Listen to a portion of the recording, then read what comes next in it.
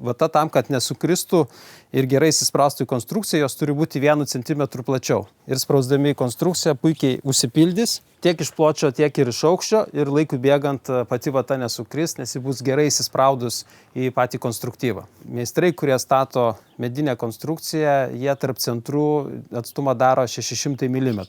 Dėl to vidinis tarpas bus 550 ir vata 1 cm plačiau, tai 565 plotis.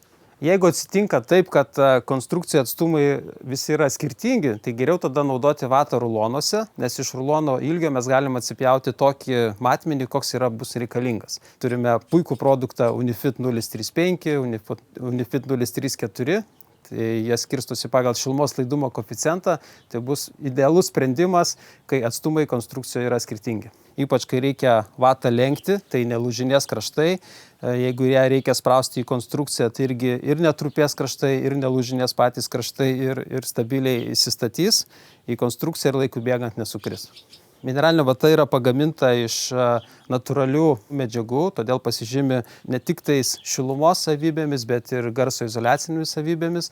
Tai pati vata stabdys patį nepageidaujamą triukšmą, kuris gali sklisti iš vieno kambario į kitą kambarį arba iš išorės į vidų. Visos mineralinės vatos pagrindai yra skirstomos pagal savo šilumos laidumo koeficientą. Tai ko koeficientas skaičius yra mažesnis, tuo pati vata yra šiltesnė.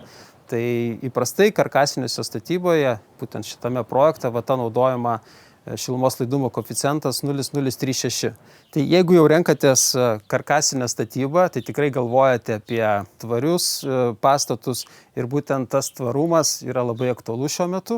Ir mes, kaip Knauf Insulation, pasižymime, kad mūsų produktai yra tvarūs. Tai pirmiausia jie pagaminami iš perdirbamų pačių medžiagų, naudojamas daugiau negu 90% perdirbamas stiklas. Pats gamybos procesas jis irgi yra tvarus ir pakuotėse vata yra suspausta, tai dėl to vilkikos irgi galime atvežti daugiau pačios vatos. Kaip pavyzdys šlaitinis stogas, jeigu šiltinamas 40 cm vatos, tai vasaros metu pats stogas neperkais, nes perteklinę šilumą pati vata sugers į save ir po to jau vakarui atėjus, saulei leidžiantis, vata jau tą šilumą atiduos į išorę.